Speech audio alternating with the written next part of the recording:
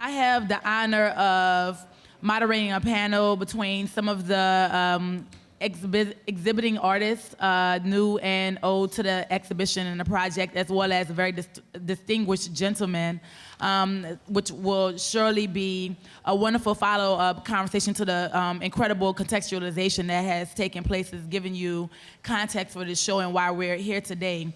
So without further ado, I'll just briefly read their bios. To my right is Leila Amatullah Barron, who is a New York-based photographer who has created compelling portraiture and reportage across Europe, Asia, and Africa. Her work has been exhibited nationally and was featured in the Smithsonian-produced anthology, Black, A Celebration of a Culture, by photo historian Dr. Deborah Willis of New York University, who's also the reason why I first became a curator, after I saw her show Saturday night, Sunday morning, mounted at the African American Museum in Philadelphia. I just had to say that. Bahrain has curated exhibitions at the Brooklyn Historical Society, the Brooklyn Public Library, the Port Authority of New York, and numerous non-traditional spaces. She is a 3-time recipient of the Community Arts Grant from the Brooklyn Arts Council. She is also one of the first artists to ever exhibit with me almost 9 years ago, I think, 10 years ago, in my very first exhibition, and she's also a dear friend. So, Leila Amatullah Bahrain. To Leila's right is Radcliffe Roy, Ruddy Roy, his nickname, is a Brooklyn-based Jamaican photographer specializing in editorial and environmental portraits and photojournalism. Roy is inspired by the raw and gritty lives of grassroots people, especially those of his homeland of Jamaica. Roy has found an avid following on Instagram. He has like 100,000 followers on Instagram. Yeah, 126,000? Oh, okay, thanks. It's like, he posts a picture and it's like 700 likes, 1,000, 2,000, 3,000 likes. So, where he has multiple feeds that attempt to chronicle the reality of Black life in America and seek to change negative and stereotypical perceptions. His numerous projects include When Living is a Protest, Sapology Okongo, and Dance Hall in the Wake of Daggering. He's also a wonderful dad and committed husband. So thank you for Radcliffe, and a great friend of mine most days. He's a Sagittarius though, so it depends on the day of the week. But Radcliffe Roy.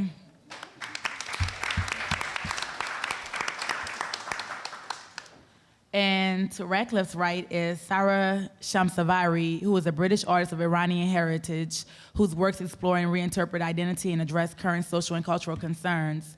Each of her photographic series has a distinct focus, but throughout all of her work, she seeks to encourage the ideals of non-judgment, equality, unity, and diversity, and collective responsibility. Shamsavari's work has been exhibited internationally in galleries, museums, and public spaces, including the ICA, City Hall, the Royal Festival Hall in the UK, its space Pierre Cardin, Studio 55 in Rush Arts, New York, and she's been featured in media and publications including the BBC, ITN, Reuters, and The Guardian. She's also a very dear friend of mine.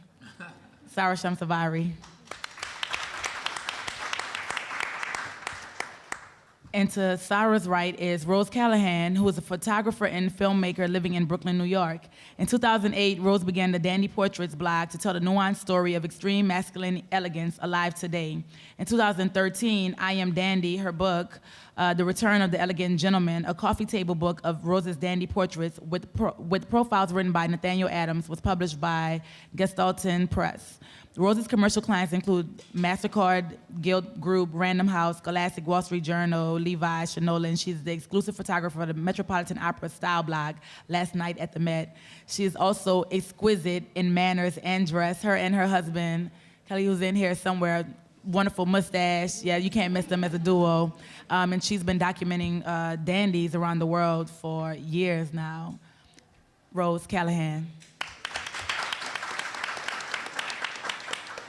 And last is Ignacio Quiles, who is a stylist, co-owner of men's haberdashery QP and Monty, designer behind Sartorial Pairings, a restaurant consultant, model, and artist. Known for his rakish style and personality, Ignacio and his work have appeared in prestigious menswear tomes like the likes of Details, The Rake, Umo Japan, and Time Out New York, as well as in respective cultural blogs like backyardbill.com, cultureandjournal.com, portmagazine.com.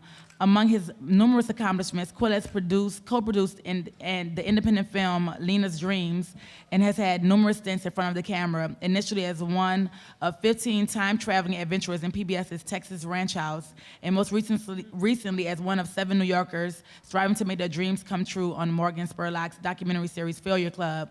He is currently a principal player in USA Network's 2013 Characters Unite PSA campaign. Such an exquisite gentleman, and I'm so honored to have him on the panel today.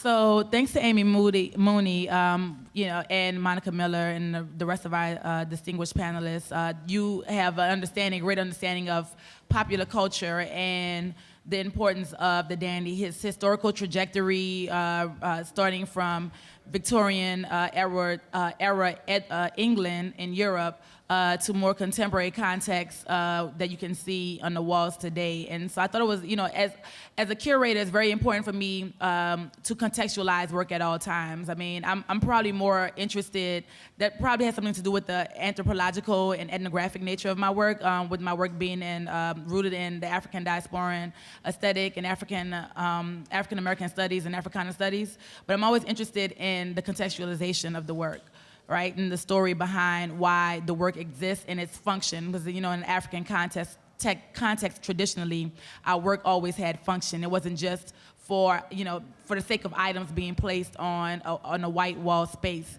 That's why the Vodou exhibition, I don't know if you all have had a chance to see that at the Field Museum, but I was blown away by their use of space, air, and the floor, veve on the floor. It was very three-dimensional in design, and I think that's very important. So this conversation will give you more of a background about the work of the artists themselves, their thoughts, their ideologies, their practice as it relates to capturing these gentlemen around the world, as well as a little bit about the history of the exhibition. So my first question is something that people ask me a lot as a curator of this exhibition is, what is a dandy and what is Black dandyism? I have to say that majority of the men who have been photographed do not identify as dandy. So that's the first thing I want to make note of. But recently, Michaela Angela Davis did a panel called From Dapper to Dope in Harlem at the Schomburg Center.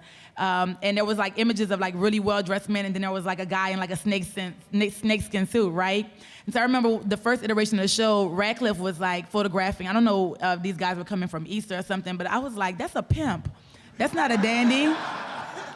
And people were like, what about Detroit, right? Like pink gators in Detroit. And I'm like, but that's not dandy though. So the first question is like, how do you all, in selecting your subjects, the ones that I didn't veto, how do you all come to selecting your subjects, and how do you define dandyism and Black dandyism? So since my name was called first, so all I did was to go to Africa and photograph the same pimps. That's all I did. And if I should define who I had originally photographed, I like to photograph poor people. I mean, I grew up in a household where I was always trying to define myself through my mom's eyes. For a long time, all I knew my name was Mrs. Roy's son. Like everywhere I went, that's Mrs. Roy's son. I'm like, no, I'm ready. No, that's Mrs. Roy's son. And she typically said I'm sure all Black families have said this. No matter where you go, you make sure your drawers clean. It doesn't matter what you have on and I used to say, Mom, are you thinking that I'm going to be hit by a car? And that's the only thing you're concerned about, if my drawers is clean? And so, as I fast forward in life, I've always seen myself, the other day I went home, I go home every summer, and I was home, and she looked in my suitcase, and there were like 3-4 pairs of shoes in there. And she was like, damn, I remember when you only had one. And that one pair of shoes, I remember having to do a recital. It was a music recital. I was going to be in front of a stage. And I sewed those shoes. When the thing lift up? I sewed it with close thread. And I doubled and tripled it to make sure it held. And then I polished it black. And that's the Roddy that I look for. I recently wrote on a promo book that every image that you see I put out is a piece of me. It's very easy to know who I photograph. And so when I had these first images, these were guys who were struggling in Bed-Stuy, who all they could get was what's that dude that makes gators? The designer. Stacey Adams. All they could afford was Stacey Adams and big zoot suits. And for me, a dandy is that dude. A dandy is a dude who's trying to reflect something that's not at home. And so he gives this impression. All he did was to put his underwear outside. For me. And when Chantrell said, you know, these are not going to work, all I did was I went to Brazzaville and I found those guys in Brazzaville. Those guys on the back wall are not these guys on the side wall.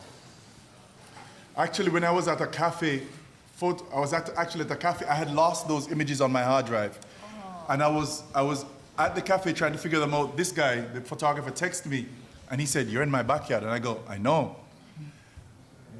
These guys they come down from Paris and they go to Brazzaville in the summer. And when they leave some of their clothes. And so those guys wear them. And so I started to go seek out those guys. Because all my life, that was me. My father's sister would come from Brooklyn with barrels.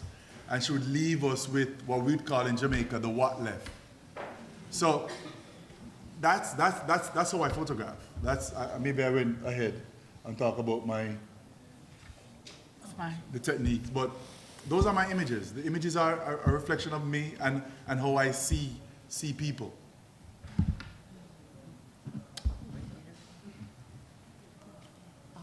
So an opportunity came to photograph when Chantrell asked me if I wanted to be part of this exhibition. You know, I said yes, but I too wasn't familiar with what a dandy was at all. You know, it was such a departure from what I was used to photographing. I did a lot of documentary work. I photographed communities of women. The project prior to the Dandy project I did was I photographed jazz communities in New York City.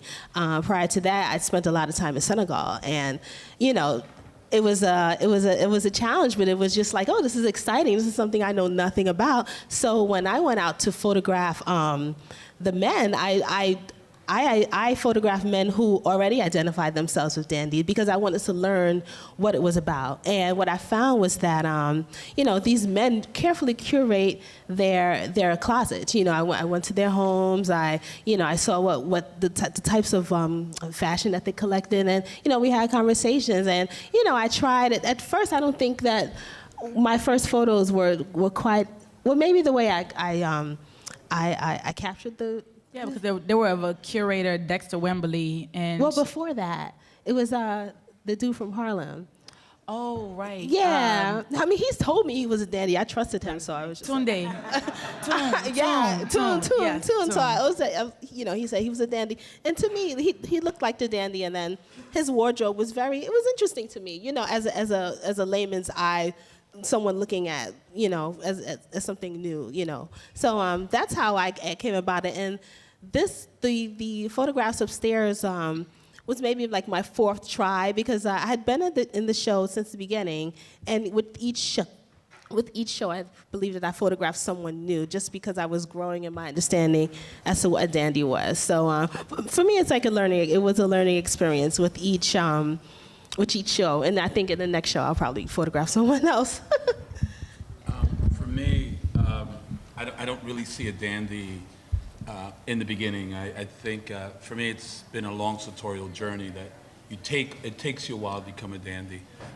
It was like Rose probably said it best. She said it's almost like a disease, almost like a sickness. And initially you start off, and me as a subject, I've been the subject of a few these wonderful photographers and work with them. But for me, it started maybe as a trend and learning about clothing, and my mom being a seamstress and learning about fabric and loving and falling in love with pieces and things. And then it evolved to finding my voice, if you will, sartorially, where I could figure out what my look was, what works for me, you know? And were a lot of disasters.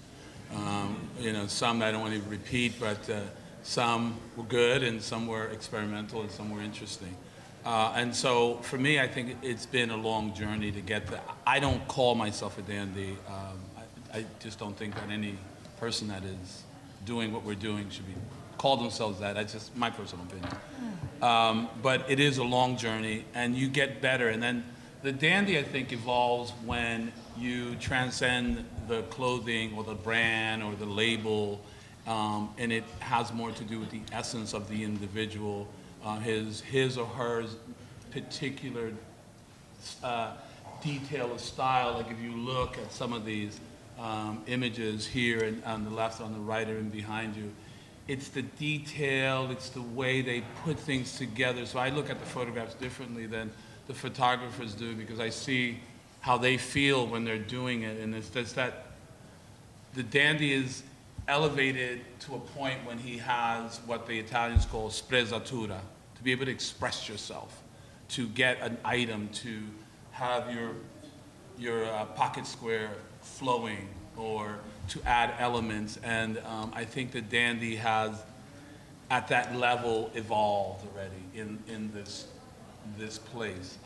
You know, I like what's going on. I like that these photographers are documenting this, because culturally, for people of color, having a very positive image of ourselves has always been key in our families. I know growing up, I don't know if anybody out there is Spanish, but if you wore wrinkled clothes, in my house, I'm Puerto Rican, so we have an expression, si te coge la plancha, like if the iron gets to you because you're wrinkled, you're in big trouble, you know? So that was part of an image of going outside. You don't go outside with a t-shirt on, you wear a shirt. And so, you know, that was also a part of being meticulous and obsessed about it. And of course, now I'm completely obsessed. Like Rose says, I have a disease, you know? A good disease. Can you hear me? So I think that a dandy is, I've kind of thought of it in a way, like I think you could go to any town anywhere in the world, and if you said to somebody on the street, okay, I'm looking for a guy, you know, maybe wears a hat, he kind of does things different, and they will all know who the guy is in town. They're, oh yeah, that guy, yeah, I see him around, and he's at the cafe, and whatever. Like, they're everywhere in all different places all over the world. I mean, this is because it's an expression of masculinity. It's not just, it's something that I think men have to do in a certain way. A certain type of guy, it's just an expression. And I think it comes down to an expression of freedom, because they really want to be their own person, and they want to show their uniqueness in a certain way. And it's, yeah, I think. Yeah, it's like Daphne Guinness says, as we're canvases, she looks at the body as a canvas and says, so it's like dressing or painting with cloth, if you will. I think someone earlier mentioned about being an art form or being a creative. And it is that, it's just taking things and just putting it on yourself. And, yeah. And I think that the issue of them not wanting to be called a dandy is because I think it's so much about individuality. Nobody wants to be labeled. Right. Nobody. Right. I mean, there's a rare label that anybody would want to. You can't call yourself a genius, you know. Right. Some Geminis. Unless you're trying to provoke people. It's taped to the thing. Oh, it's taped. Yeah. So, thank you. Just to give a bit of background, for me, my work, a lot of it is inspired by the idea of transformation, and the idea that there's a space between whatever happens to us and how we respond to it. So I'm really excited by this, and I guess what I'm going to say has been said in different ways by all of you. The reason this project is so exciting for me is because the participants or the subjects, whichever way you want to look at it, in these portraits are challenging the public's perception of how they are supposed to be, because we are living in a time now where in the mass media there's a very narrow depictions of people, not just this group of people, not just the black male. You know, I just came from London, and I just had an exhibition which is about the veil, it's about the hijab, and it's all about how young women in London, Paris, and New York wear their hijabs in beautiful and creative ways, which is again about the idea of transformation, where in the media you have this singular, this narrow one-dimensional image of this type of people. So this is very much, for me, it touched my heart. So when Chantal asked me to be a part of it, it made complete sense for me to shoot around this subject. Because going back to transformation, it's whatever happens to us, and the restrictions, the prejudices, the limitations that we're faced with, anybody who's different, anybody who doesn't fit into what is celebrated by Western culture. So I'm originally from Iran, I grew up in the UK. There are going to be prejudices and there are going to be difficulties that you struggle with. But the key is, how do you respond to it? Do you let it push you down? Or do you respond to it by creating something new and beautiful? That's what I try to do within my work. And I feel that this is what the gentlemen in these portraits do with the way that they dress. They're responding to something in a new, and they're changing something that could be bad. It's a form of rebellion, yeah. It is.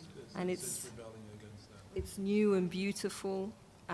So yeah, and it's challenging people's preconceived ideas. So, and I think this is what art is really for, because we're living in a time now where the image of certain groups of people is so misrepresented and so maligned. And that's why a project like this, an initiative of the curator to create this exhibition is so important and so necessary at this time. So for me, it wasn't even a question of whether I would want to be part of this. It's amazing, and it's an honor to be part of it. And I'm so glad that I could contribute. My stuff is just by the stairway. In terms of the particular guys that I reached out to, what I look for, a lot of the time it's an energy. As Ignacio was saying, it's much more than how you're dressed, and it's not. It evolves over time as well. So it's definitely an energy. It's the way that someone wears it. But yeah, I love this idea of transformation. It's like when there's no money, and whatever there is in the cupboard, you just take whatever there is in the cupboard and you create something new. You create, I think a lot of them. Like when you look at some of the pairings of the clothes and you see it, and they're taking. I look at pairings. That's my fascination. And I look at the gentleman here in this picture here, with the one with the cane, and the gentleman behind him is wearing a pink shirt, which is stripes, and then he has a diagonal tie. He's just, it's breaking a rule and then not breaking a rule, and he's giving himself power at the same time and strength, very much like the civil rights movement when people wore shirt and tie to go to a protest to get beat. You were going to get beat, and you know it, and so you wore this armor. So he's kind of like wearing it in like an armor type way for me. That's how I see it. And it's very powerful, it's very strong, it's like defiant almost. It's like.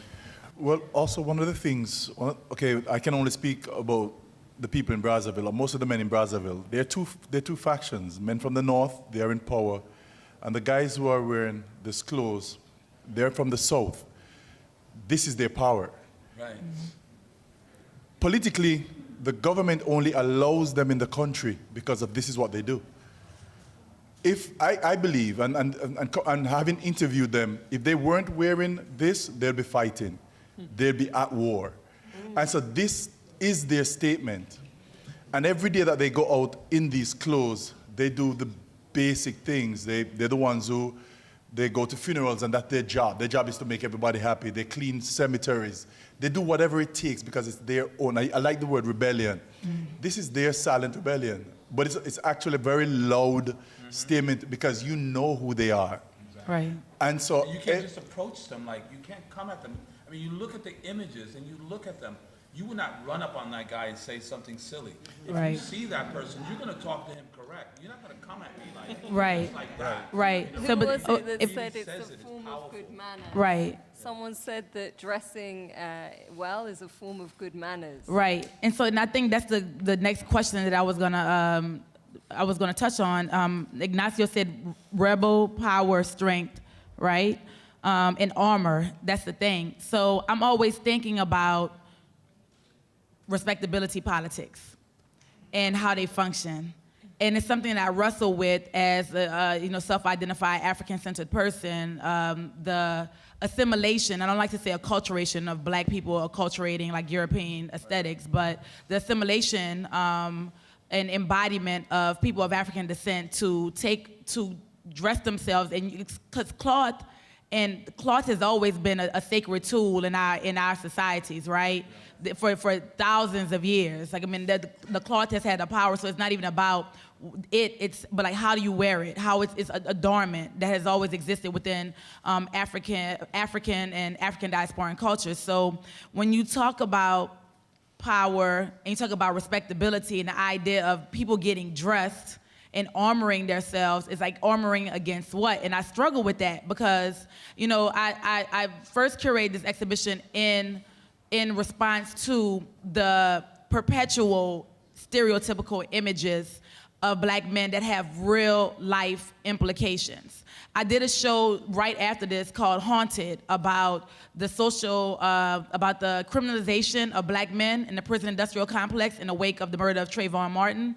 And this show exists because Walter Scott's death exists, about black men being hunted in the streets like dogs, right? And so I told one press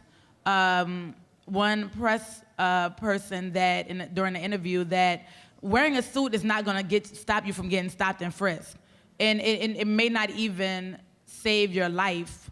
I do think that it will challenge monolithic perceptions about black people as thug. However, and with Trayvon Martin, George Zimmerman said, he had on a hoodie. I thought it's all based on his thought and his rage and his own fear of black men that has been created pretty much by media, popular culture, greater society for the past like 400 years. And these are images that get reproduced and repeated. But I struggle with this idea that we have to dress this way in order to be treated as humans. So I just want to question you all about, even though I know this is something that I struggle with as a curator, but this whole idea of power and armor, but then also of like respectability, like someone, feeling like, Ignacio said, like the civil rights movement, we got dressed up to go on those front lines. We dressed because the idea of the statement was that we are just like you. We are human beings. We should be treated with respect. But why, if white prep kids can walk and run and jog around with hoodies on their heads and not get stopped, frisked, and are killed, then why can't our boys and our men do that as well? Unfortunately, the die has been cast. So, it is unfortunate that you can't. And I struggled with that when my son was growing up and he wanted to wear that hoodie and baggy pants. And I would freak out all the time. I'm like, I mean, he'd leave the house and I was already, was wondering what could be happening. So unfortunately, we can't change that perception, but we can use some of these sartorial tools to maybe change the perception, then maybe we can go back around on something. I don't know. It's a challenge. It's a challenge. It's a challenge to be yourself, and then I don't want to dress like that, because you want to have your individuality. Everybody wants to express themselves. You want to wear your scarf on your head a certain way. You want to wear certain types of shoes, and that's a big challenge. But I think that an improved vision and an improved image of us, and this is part of it. I think this goes a long way, and we just have to continue this. It is going to take a while, and we have to continually bring the younger generation into the fold. You know, I was very happy to see that you had Stephen Onoha on that big poster up there, and then the other images of the young men on the other side, because these are the young men of now generation. These are the young men that are starting to do something, you know, and they reach out to us, and I just say to everybody, when they reach out to you, really help them. You know, if they ask you, they need your help about something, they do need help. And it's not just tutorially. I use that, and with myself, I've been very blessed to be able to work with Stephen and some other guys like that. And I use this medium of the cloth, if you will, without being religious, right? As a way to communicate to them and then bring in the bigger picture, because there's a bigger picture. It's not just this clothing, it is something bigger behind it. It is a power and an energy that it gives you, and it makes people take notice. You know, I used to play a game with my friends, like, oh, I'm dressed up. They used to call me the crazy mixed up kid because I used to wear, you know, suits and all that crazy stuff. So I used to always challenge them, I bet you I can get in that building, you can't. You know, and I would just do that, just to walk into a building and people open doors and they go, oh, wrong building, you know, just joking around. But it was to show my friends it was like a powerful thing. Then after you have that power, then you can adapt it and change it and do other things with it. I think it's, you know, what we have, so we have to use it. So I've always seen, I mean, like my dancehall series is about seeing the underbelly of a culture raise its head looking for nationalism. And so I've always looked at the baggy pants and the white t-shirt and the teams as warrior uniform. I've actually never looked at it as the opposite of dandy. I've never looked at it as the opposite of suits. I've looked at it as a group of people saying, I refuse to wear the suit. I refuse to assimilate, and I refuse to be like you. And so I've swayed between those two spaces. Before I went to the Congo, I saw two documentaries. I'm not going to remember their names. One of them has there are three words, blood, something and something in it. And it talks about what, it's my name, so it's very easy to remember, King Leopold did with the Congolese that he brought to Antwerp and Belgium. He had them in a zoo. Had them in a zoo for a year. And it's documented, the documentary shows you. And at the end of the documentary, the people in the zoo were dying. And so he sent them back to the Congo. And what they brought with them were handkerchiefs, umbrellas, cloth, leather, laces. And there was a little list of all the things. And actually, when I went to the Congo, I started to look for those things. I started to look for them in what these sappeurs wear. As something that they held on to, having been in Belgium for a year. And the picture, which is my favorite picture in the world, is me photographing that guy in the yellow suit. Super. And I mean, to be honest, I did not do it justice, because he wasn't, they didn't feel like posing for images either. But in that yellow suit, I was lucky enough that this guy dressed in traditional Congolese wear, which is from Belgium, walked behind, and the look he gave me was that of, why are you photographing him? And so, again, I'm just reiterating that I walk through this space where I look at the dude on my street in Bed-Stuy wearing his saggy pants, and without judgment, Yeah. I understand his need to lift his voice and say, I refuse. But the thing about that, though, is that the prison industrial complex and capitalist interests, like corporate interests, they have co-opted that look of rebellion. So when you look at hip-hop aesthetics today, that was once a rebellious thing, people own that image. And they're like, again, there are results and effects by that image being owned by someone else. So that image, like the same people that control radio and the music where women are being degraded, black women are being degraded, like by this vile music that degrades us on the radio, by the films and the videos and magazines, articles. That's the same industry that's monopolizing and orchestrating these images, this image of thug, that, you know, I mean, in a way that, I'll give you an example. A professor of mine from Temple did a study on lyrics doing a comparative analysis between country lyrics and hip hop lyrics. Country lyrics, the themes, love, honor, family, right, pride, in comparison to hip hop lyrics, war, right, misogyny, power, drug dealing, just all these, money, all these different things. I mean, there was like, some, braggadaciousness in the lyrics as well. But if you, again, this is not accidental, right? And so to say that these are just like people rebelling again, but they're buying into something that's not even being orchestrated by them. And you can look at it, you can see that on the streets, in public school systems. If you were talking to me about Detroit 60s or Harlem in the 60s, and we own those styles. I mean, if you look at a lot of the artists, like Smokey, we own those styles. That was us. We were dressing. It was a well tapered and well tailored clothing. The baggy pants came as a result of the prison complex, right, and people not being able to wear a belt. And so that thing translated from the prison system, and the loose sneakers with no laces. They took that because people commit suicide or kill someone and use it as a weapon. So, I mean, that whole thing was created by that institution. And we may have used it and co-opted in the music industry, but you don't see any of these mega stars, any of them wearing any of that.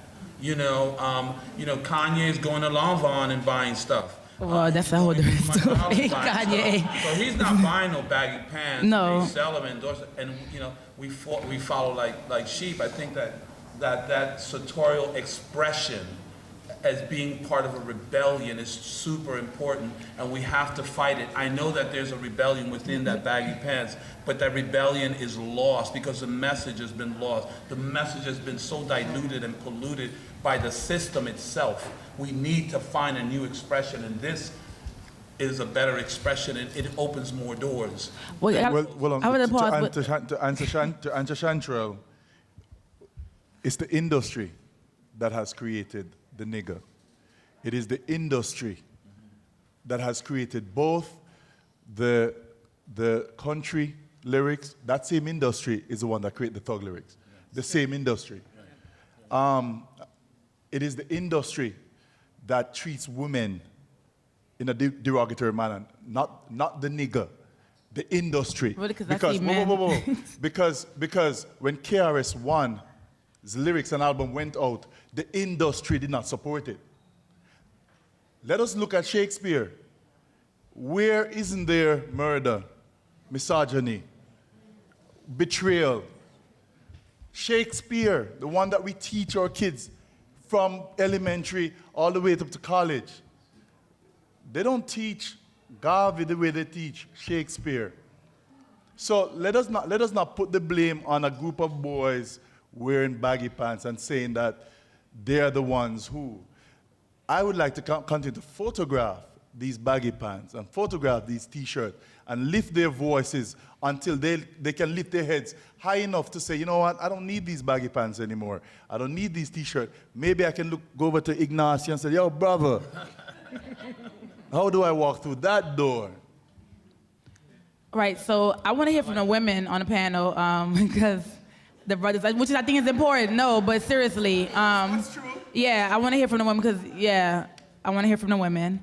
But and not just in terms of like this industry manipulation of imagery, but I also want to hear about, like, because you all have been photographing Danny's now, I mean, Rose, I mean, I don't know how many guys you've photographed, and Sarah, you've photographed a lot. Certainly you have, Layla as well, about, their voices themselves, because like I titled the exhibition, Dandelion Rearticulating Black Masculine Identity, not because this is our articulation, society's articulation of these men and their aesthetic and masculinity, but actually their own, their self-represent, how they want to represent themselves. So if you all can speak a little bit about that, their identity and how they choose to self-identify. Well, I don't think that most of the men that I've photographed, I don't think they think like they don't mean to do this just for the pure, simple fact to make other people look at them differently. I think they do this because this is their joy, and this is what they're compelled, and this is what they desire. And they want, I think it's kind of an after effect, and they might, like when you were saying, you know, you're growing up and you start to dress and stuff, and you see that people treat you differently. And I've witnessed it walking down the street with these guys when we're doing photo shoots. I mean, people, I'll be behind them, and I'm walking, and he's in front of me, and I see how people are just like, they just can't believe it. Like, they're in awe of what's happening. And it's like, when you see that and you see the reaction, like literal reactions of awe, when you like walk down the street, and then you realize people wouldn't be reacting to them the same way if they didn't look the way they do, you know. And that is when it became for me, when I really saw that the whole subject matter had a lot of depth, because at first I thought, oh, it's just about, you know, it's style. Okay, cool, style, you know, let's investigate it. But when I saw that it really does change their life, even if they intend that or not, but I could witness it, and I thought that's really deep. And I think you can really see that in all the work here. One thing I did notice when I photographed the men, my work is upstairs, I photographed an older gentleman, maybe in his late 50s, and I photographed a younger gentleman, maybe in his late 20s. And so when I approached the older gentleman about photographing him for the show and explained to him what a dandy was, he, you know, again, he was just like, okay, what's that?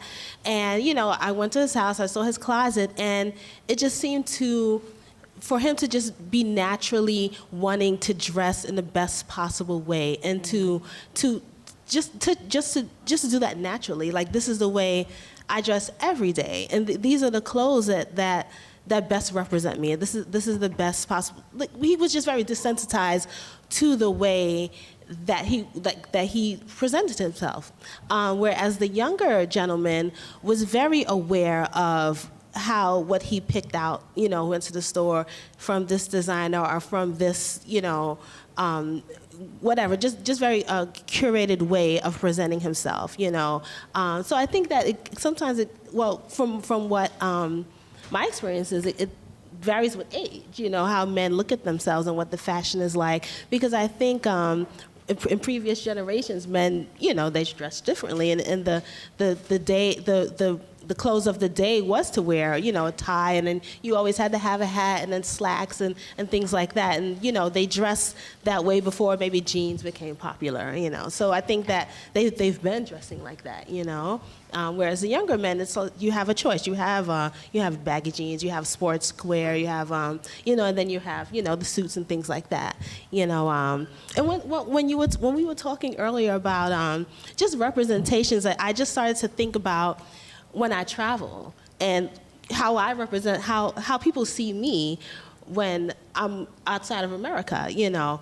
There were many times where I'm Muslim, and most of the time I've covered. Today I'm not wearing my hijab, but most of the time I do wear a hijab. And there were so many times where someone thought I was a prostitute, and I was completely covered, you know, or, you know, and that's amazing to me, you know. I'm not, but when I'm in America, and I may be wearing, you know, maybe an African print or a Dutch print, and I am approached a certain way, hey queen, hotep, you know, things like that, where, you know, if I'm wearing like, you know, maybe something Western or something, then it's like, you know, not as much regard. So, you know, it's just really fascinating the way, you know, the way people see you with clothes in the Western world and, you know, abroad.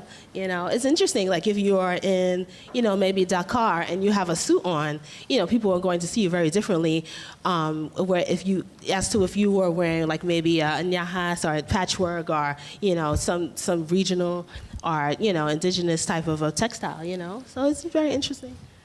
And one more thing just that made me think of about the suits is that, you know, it used to be that the suit was what a man had to wear. And so now it's what they choose to wear. And so it's not that that conformist thing that it used to be, that they're maybe their grandfather. You know, you look back at the pictures, like you can obviously see these guys are influenced by those kind of like grandfather pictures. You know, back then it was like they all had to wear it, and now we look back at the pictures and we think, oh, they're such well dressed and they look great and everything, but you know, Right. a lot of that was just what they were required. Right. I wanted to say we all deserve the freedom to choose, you know, and it's so upsetting that we live in a society, this is the way that the society is now, that is so visual and so judgmental. And it makes me think it's so interesting that we have a visual exhibition here that's all about getting us to look at each other as human beings, to look beyond the surface. So it's very deep, actually. And yeah, so I think it's a movement, really. It's a movement that's happening now. It was interesting hearing what you were saying, that, you know, people stare when you're photographing, you know, your subjects, because it's not the norm at this time. And the baggy pants and everything has kind of become, in some places anyway, the norm. Right. The UK even, to some extent, it has. You know, you see a lot of that because they have taken on the American culture a lot.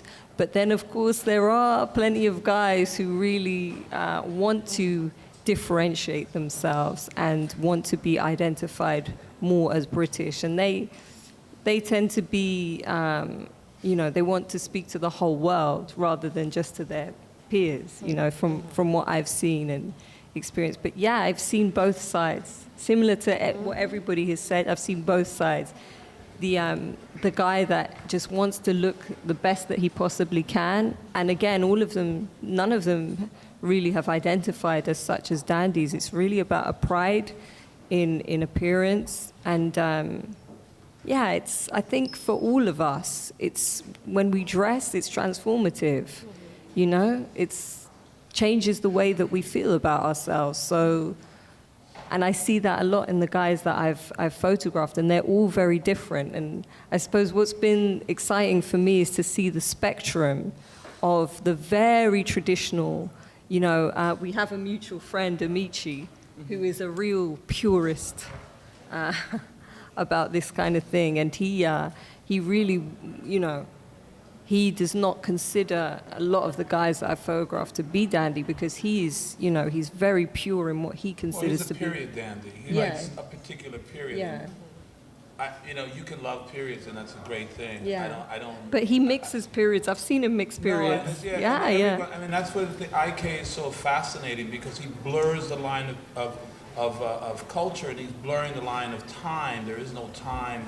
You can't, you know, this is from the 1800s, but he's wearing it now, and so he's blurring the lines. And I think now we have a better possibility of being able to wear ethnic clothing. And Yeah, and that's what I was going to say. When I was growing up, Yeah. you couldn't do that. If you wore something like that, people would look at you wearing a dashiki. You know, what are you, crazy? You know, What I love Right. to see is the cultural roots and the influence coming into the garments as well. So you have this real kind of sartorial style that started in Britain. And then you have the cultural roots, the African prints coming in. I think that for me is really beautiful and exciting, and I love to see that. Right. So I hear like kind of movement and shuffling. I want to open up. I have lots of questions, but I want to open up for like a couple questions. Radcliffe has to catch a flight, but I'm sure you all have questions, and I always like a dialogue, call and response. So if you have any burning questions about the exhibition of myself from the photographers, please speak now, forever hold your peace. No questions? Oh, yes. Okay.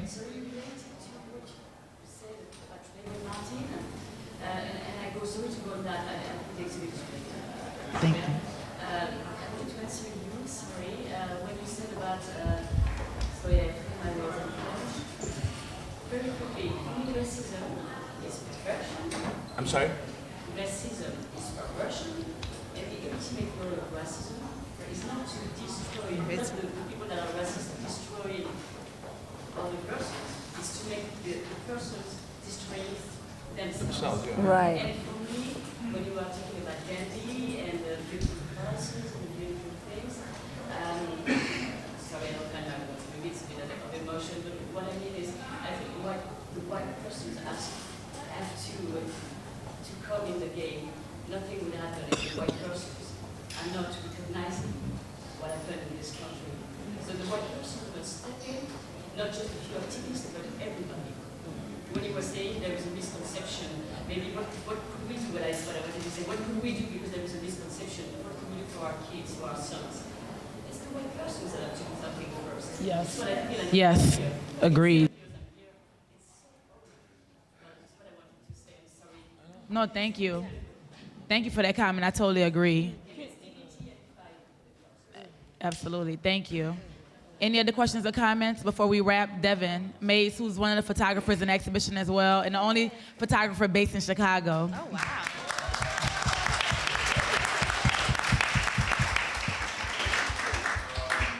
Real quick, I know that I think I'm being remiss to not talk or not ask. I guess maybe should try to explain things we're going to go. I like to hear everybody's position as well. But we talk about the medium of the cloth and whatever fashion. One thing you said in like the medium of photography, and why this investigation is so important to me. Photograph, not looking at the wall, and birthday, Right. photographs. So I think photography plays a very interesting role in conversation or investigation of black masculinity, photographs and identity.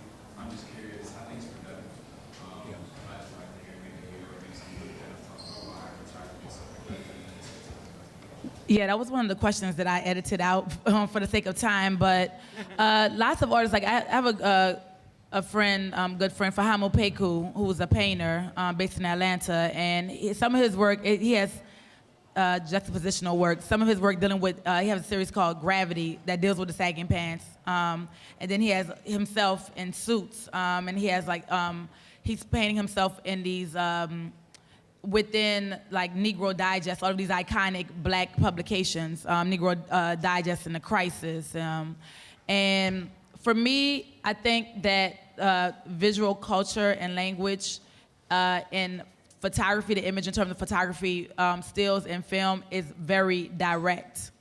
And dealing with this exhibition, for me, that is a part of combating stereotypical monolithic images of black people, black men and boys.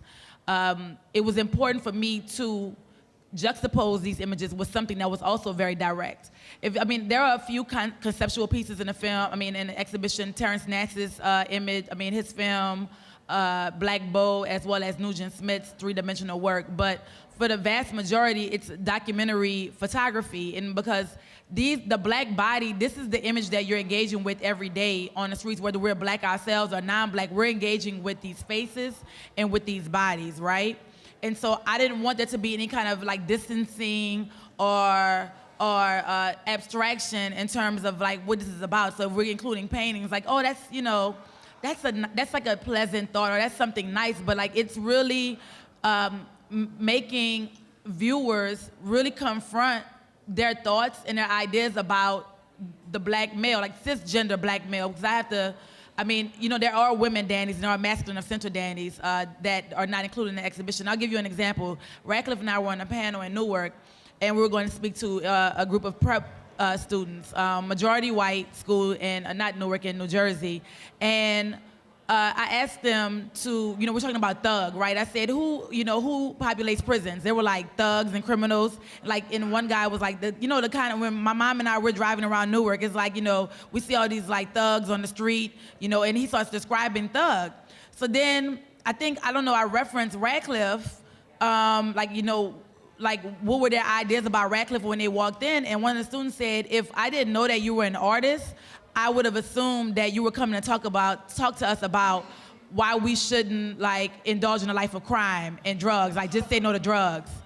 And so Radcliffe's sons were there, and his sons are just the cutest. He brainwashes these kids, but they adore their father. And he's like, my dad can be a thug because he's my dad. And so, this student is like, but that's real. And the student is like, oh, see, that's so heartbreaking. But it's like, this student could potentially be a politician, a judge that will, give these sentences to, guys that are just carrying, maybe bags of marijuana, what have you. He could become some type of police officer. He might deal with policy later on in life. And these are, neighborhood watch, whatever. I mean, he's at a prep school, so I doubt if he's doing neighborhood watch. I mean, his neighborhoods will probably be watch, but, there are real life implications of the black image, the image of the black man. Like, I mean, I always think about the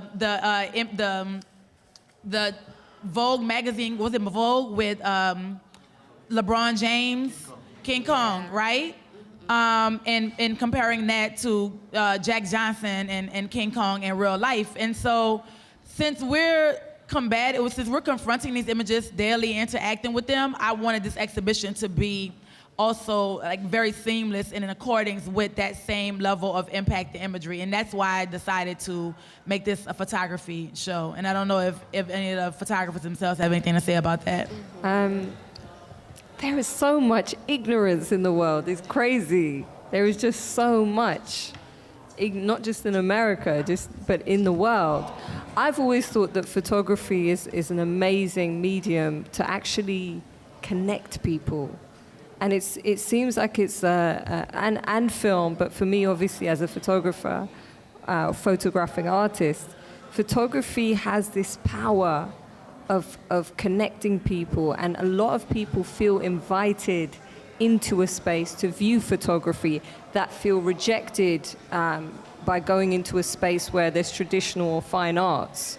And that's what I've found. I feel that it connects people in a way that other mediums don't. I think it's a very special medium, and it's fast as well. The thing that I love about photography is it's a very I'm not the only person on this panel who's a polymath, who works in more than one medium. I do paint, I do make music, I do draw. I am interested in other medias as well, and I started from a fine art background. What drew me to photography was how instantly you can create a bond between yourself and the person you're photographing, and you can translate a message to the world. So and people can relate to it so quickly and easily. It's just so powerful. Instagram is so popular. Yeah, social media. Yeah. And, as you say, Instagram, I have to leave. I apologize. I'm running to the airport. But I have this one thing to say. I mean, the images are there because of a belief that I have. And that is every story is valid. It's as simple as that for me. Thank you. So I want to thank the panelists, Ignacio Quiles, Rose Callahan, Sarah Shamsavari, Radcliffe Roy, Leila Amatullah Bahrain, the rest of the photographers in the show, Delphine Fawundu, Devin Mays. Anybody else in here in the back? Numa Perrier was here earlier. I want to thank Casimo Harris from New Orleans. I want to thank MOCP again, our supporters. Thank you all for, y'all turned out for this show in a major way, Chicago. We love this. This show is going to continue to travel. The work is going to continue to expand. We're working on a book project right now to accompany the exhibition. You can follow all of us on Instagram and see our respective websites. Tell people about the show. It's important for all. The work is accessible too. White, black, Asian, young, old, man, woman. There are so many entry points of access to this work. It's one of the things I love about it. So let everybody know that it's here, and thank you. Enjoy the rest of the weekend.